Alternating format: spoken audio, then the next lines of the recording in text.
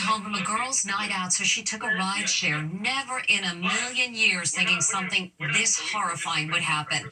The driver got her home, but she says he then groped her on the front porch. Now the woman is speaking with our Ann Mercogliano, and we warn you the video is upsetting.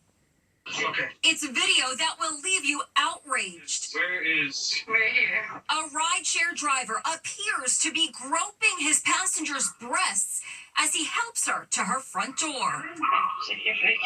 Her purse is draped around her neck, and you can hear her dog barking inside her house as she slurs her words. Are you an Uber driver? He put his hands around her waist. What company? Oh, Lyft. Yes, yeah. Make sure you get on safely. Now the woman who says she was groped is speaking out. It's disgusting. I was so intoxicated. I was falling over. And to know that someone would take advantage of someone in that state, it's unimaginable. Lauren Christensen says she was heading home after a night out with friends in Dallas. Just had the most amazing night. There's a lot of drinks involved. So her friend ordered a Lyft to take her home. She never imagined she would get groped. Did you remember the driver grabbing you like that? Did you have any recollection of that? Not at all. Unsteady on her feet, Lauren tries to open the door. No. You're putting it the wrong way. The Lyft driver didn't park his car outside of Lauren's house. He actually parked it down the street. One of Lauren's neighbors went outside to check out the suspicious car and heard the commotion on Lauren's front porch and went to see if everything was okay. Steve, I love you so. You're welcome. I just want to make sure everything's all right. I told him, listen, I said, that's my neighbor, and I'm watching over her. And he took off. Do you feel your neighbor saved you? Absolutely. The next morning, Lauren saw the video on her home surveillance camera and went to police. I had to call my daughter. I was so embarrassed to tell her how drunk I was. And she immediately was like, Mom, no. That wasn't your fault. He should have never done that to you. What's been the hardest part of this, Lauren, for you? Realizing that it could have been worse, and I just keep playing it back in my head.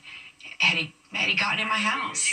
Yes. Lyft sent us a statement saying they are assisting in the investigation and they have deactivated the driver. President Trump is talking about why he decided to put a 90-day pause on his tariffs with an interesting word choice. He said he changed his mind because everyone was getting yippy, which had a lot of people Googling what it meant. The yips are back. The stock market tanking again, just one day after it skyrocketed in response to President Trump hitting a 90-day pause button on tariffs. Yesterday was this relief rally, and today reality has set in that we are still very much in the middle of a trade war. Trump says he pulled back on tariffs because people were getting yippy. I thought that people were jumping a little bit out of line. They were getting yippy, They were getting a little bit yippy, a little bit afraid. Did he just make up a word?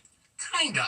The official definition of getting yippy or getting the yips is a state of nervous tension affecting an athlete.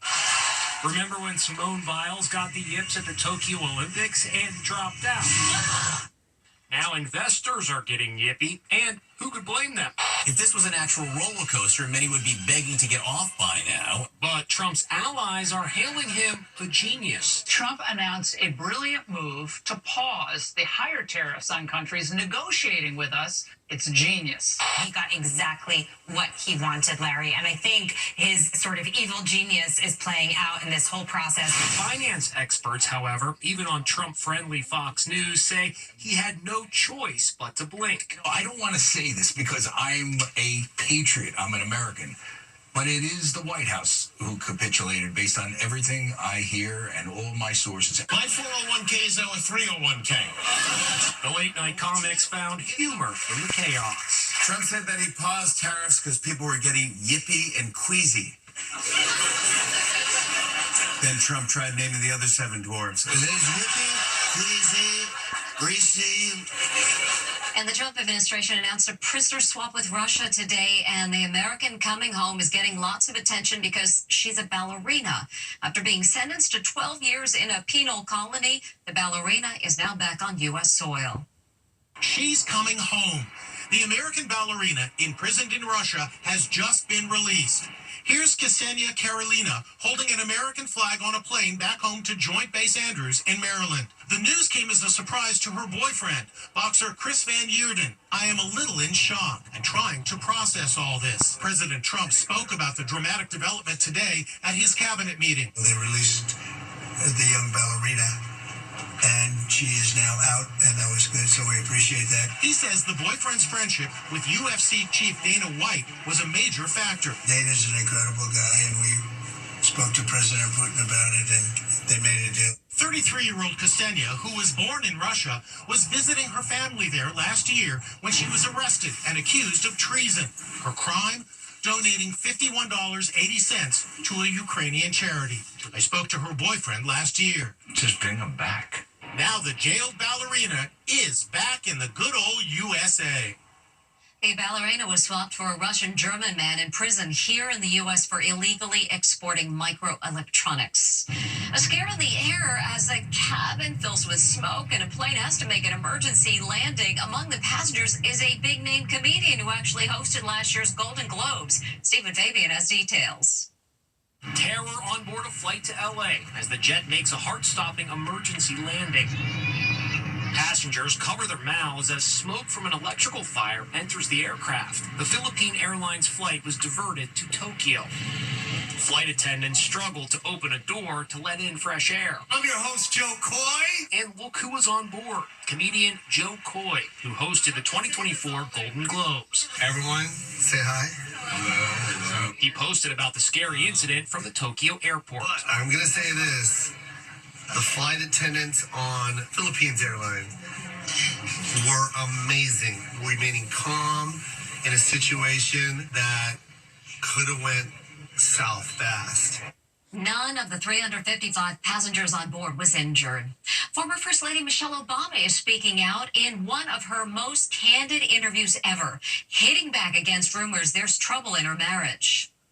For the first time, former First Lady Michelle Obama is addressing those rumors that she and her husband are headed for divorce. The headline started after she passed on attending the funeral for former President Jimmy Carter because she was still in Hawaii on an extended holiday vacation.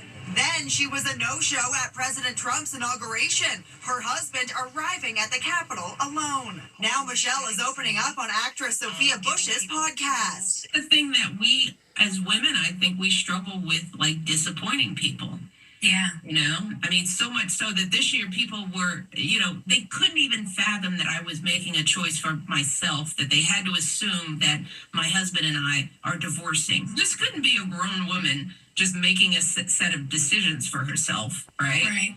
But that's what society does to us. The rumor swirled even as former President Obama posted this photo on her birthday in January. Happy birthday to the love of my life. And on Valentine's Day, they snuggled in this photo. 32 years together, and you still take my breath away. CBS Morning's Gayle King is weighing in. Not that she needs to explain to anyone, number one, but Right. the fact that she's saying, you know, that I can have a thought and do what I want to do when I want to do it. We'll be back with much more Inside Edition after this. Next, doctor on the stand, accused of strangling his wife. I didn't like to cause death of another human being. I spent all my life to save lives. The verdict is in, and The Little Mermaid, Mom Edition. This is my world.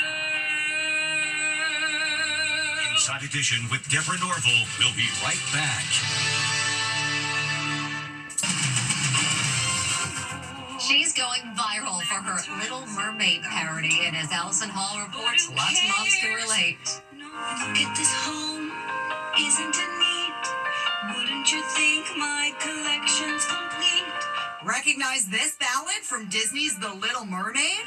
Wouldn't you think my collection's complete? I've got laundry and dishes aplenty, meal plans and schedules galore. You want magnet tiles? I've got 120. But who cares? No big deal. They want more. Haley Osborne is such such a big fan, she's written her own lyrics with a mom-friendly twist. I want to be where the grown-ups are.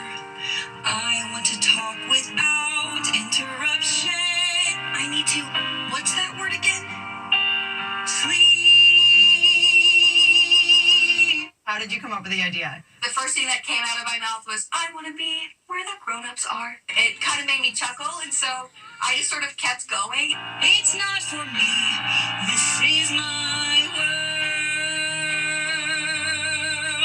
world. Sleep. Yes, we moms understand. Now, Megan Alexander with today's Inside Deals. Finally, as Celine Dion sang in Titanic, their hearts will go on. It's the controversy that will not go away. Could Jack and Rose both fit on that floating door in the movie Titanic? Now these two turtles seem to be recreating the iconic scene. Hey Rose, maybe you could learn a lesson from these turtles.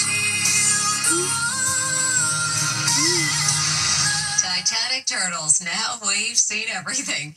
And we'll see you next time.